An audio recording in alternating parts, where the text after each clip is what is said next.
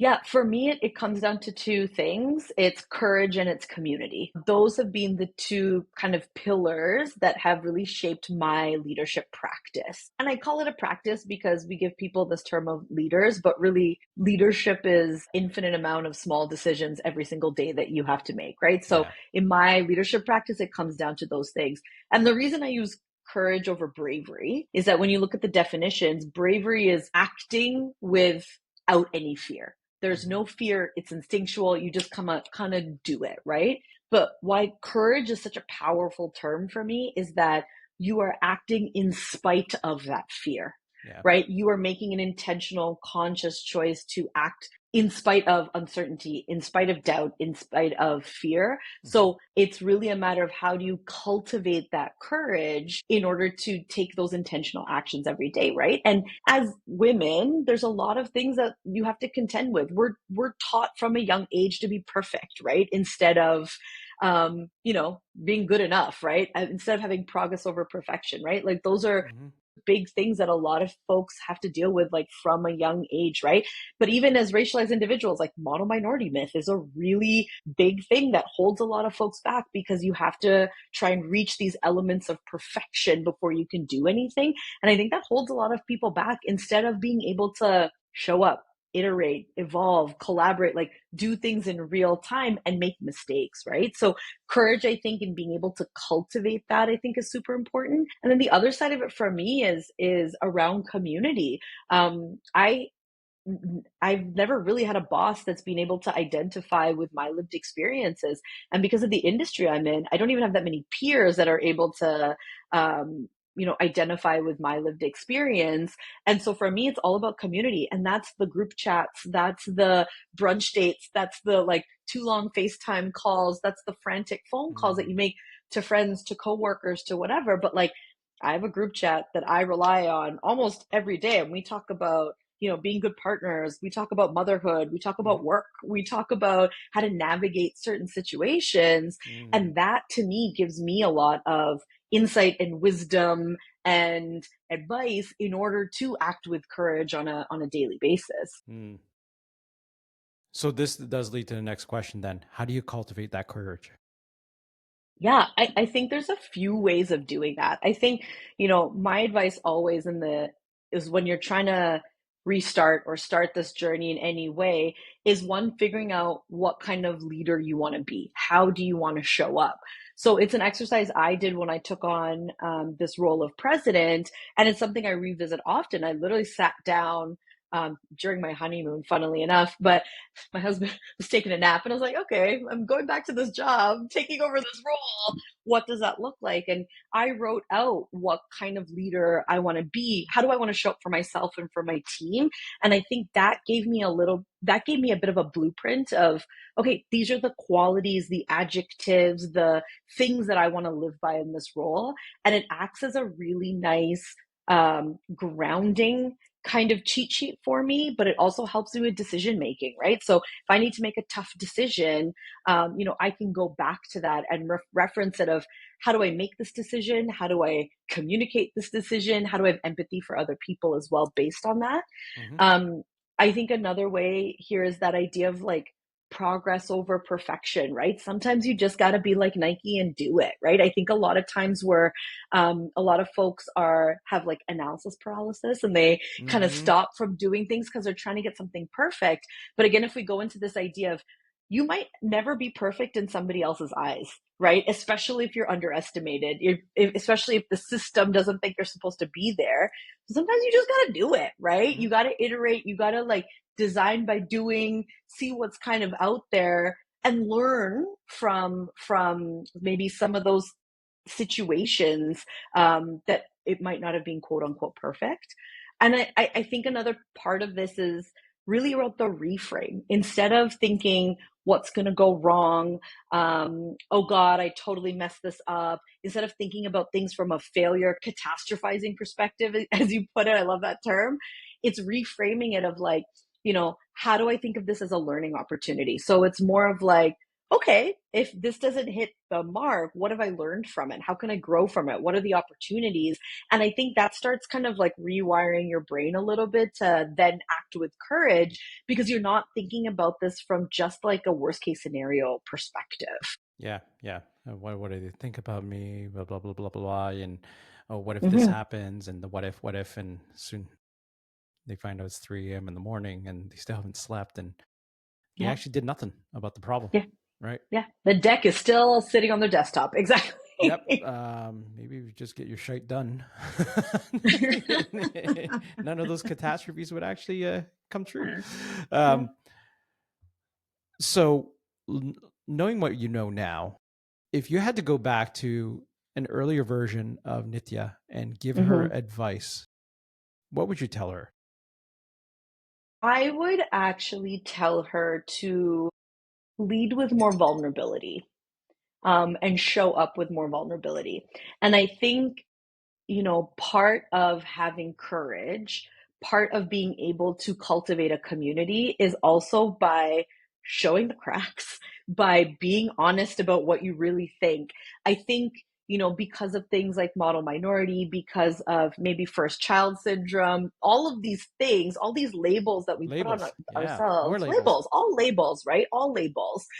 Early parts of my career, I always thought of myself of having to be the strongest one there, the hardest worker. I had to somehow become the smartest person, learn as much as possible, but always be kind of this rock for everybody else. I always had to be the rock of the team. I had to always break my back. If it's not done, you know what, I'll stay up till 3 in the morning and get it Mm-hmm. done, Yeah. instead of demonstrating a bit more vulnerability of, I don't know how to do this. Can you help me? Hey, I'm really running ragged. Can you help me out here? Right? Like demonstrating that there are not necessarily, it's not cracks. They're not weaknesses. They're opportunities for growth, right? In being able to simple things like delegate, like learn something new, right? Different opportunities for growth. And I think for me, that led to a lot of burnout, that led to a lot of, adding to a toxicity of environments as well. And so for me, I think that would be the biggest advice is like, when we talk about like showing up authentically, to work, we hear that a lot as another cliche now. But for me, I think the advice that I would give is be more vulnerable, be more like a person. You don't need to be a rock, right? You don't need to be everybody's foundation. What's supporting that foundation as well, right? So Mm-hmm. I think that would be the advice I'd give. Yeah.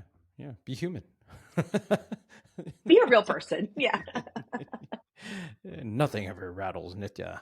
All Yeah, right. but that's the kind of mantra in my head of like, all right, I gotta be the one, right? And I think it's changing that self-talk. Yeah. Yeah. And uh, it's it's amazing what how some it's almost like you feel the weight of responsibility is only on you. And one thing you learn is that comes from a place of ego as well. Yeah, absolutely. If not me, then who? Mm-hmm. Actually, a lot of other people. Sorry, Mm-hmm. but Mm-hmm. you're replaceable. I'm replaceable. All of us are replaceable. Quite frankly, if we left our jobs today, we'll be replaced. Dare I even say, if I left my job as in my relationship, I'd be replaced. Right? Everyone is replaceable, Yeah. and it's a good way of thinking of things. We don't want that to happen, Mm-hmm. especially on the relationship side. But if we think about that, we actually you let go of a lot of things and realize Mm-hmm. actually not this is not all on me. In fact, if I give this to someone else, I give them an opportunity to have the same growth opportunities. It's reframing of, instead of trying to be the best, it's just trying to be better, right? It's just trying to be better, whether it's as a partner, as a worker, as a manager, as a leader, as a friend, right? It's just, how do you be better? Not try to be the best, because that's some weird, unattainable, megalomaniac, egotistical goal, but rather, how do you Yeah. just be better, right? Yeah. Yeah. It's interesting. I've talked to folks before and they say, oh, I have no ego. And we're talking about for 30 minutes like how they're trying to shoulder the responsibility of a project and do everything, and they go, but I have no ego. And you know that's an ego. I'm like, what do you mean? I'm. How's that an ego? You think you could do it all, and they never It's thought the of it that same way. people that say they're really humble. Yeah, It's the yeah. same people. I'm really humble, but when I was hanging out with all these celebrities last night, Yeah, yeah, yeah, yeah, yeah, quite a yeah. burden. Yeah.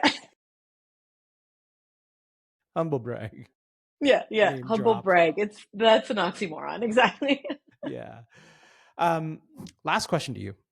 Um, what is one question that I should have asked you during this podcast?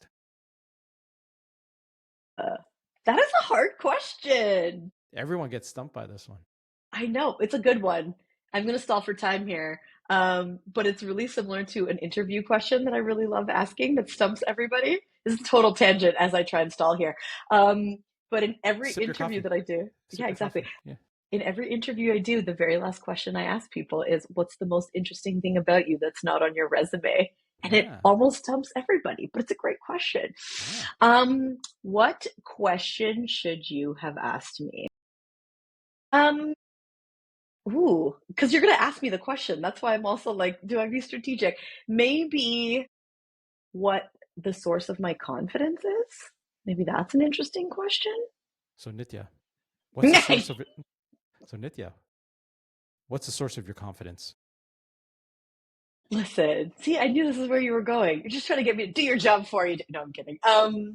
Great, great question, David. I think for me, I often reflect on this question because I always make that joke of, I have the current confidence of such and such person. Um, I think for me, I think part of it's nature. I think part of it's nurture. I think I innately was born with a certain level of confidence, and now that I have a new baby that is literally not even a year old and has the biggest personality, I'm like, yes, I see the science behind this. There is like some natural confidence that folks are born with, but I think for me, the nurture part of it came from my dad. He was the guy that, when we were kids, my mom and dad loved throwing parties, right? So the house would always be full of people. And he would always make me and my sister go and say hi to every single auntie and uncle that walked into the house. And, we call everybody auntie and uncle, Yep. regardless if they're related or Yeah, I know. not. But um, so he would make us go say hi to every single person. My sister didn't love doing that. But for me, I'd be like, oh, yeah, I would ham it up, right? We'd go and say hi to everybody. We'd have like little dance parties. And I think even now, like even then when I was growing up, anytime we were at like family friends' house, dinner parties, like especially in our culture, like the aunties and uncles sit separately, but I would never be afraid of like going and having a drink with the uncles, sitting there, chopping it up with them. And so I think the nurture elements of that, of, my dad really like pushing it to make sure that we were like outgoing and had our own confidence. I think that was the nurture side of it that helped like kind of remove some of those barriers of like, it's not scary to say hi to an auntie or uncle. They're in your house, they're a friend, they're part of your community. Yeah. And I actually think that was also the first uh, times that I was able to bear witness to what strong community really looked like as well, in a big way. All right. Well, thank Yeah, you. Thank you, Nithya. thank you. So if anyone wants to find you and learn more about what you're up to, Yeah. how can they do that? Yeah, they can follow me on LinkedIn. My name is hard, but it's Nithya Ramachandran. So you can find me on LinkedIn, or if you search up Nithya and T1, you should be able to find me on the internet. But LinkedIn's a great place. All right. Well, Nithya, thank you very much. It was a wonderful time I spent with you. Thank you for sharing all that knowledge. No, thank you, David. It was fun to be here. This fun fact is my very first podcast. So appreciate you I for would that. not have known. Well, you've done a lot of public speaking and such. And Sure. yeah, so yeah, this is a drop in the bucket for you. Yeah. All right. All right, Nithya, I'm going to end the recording.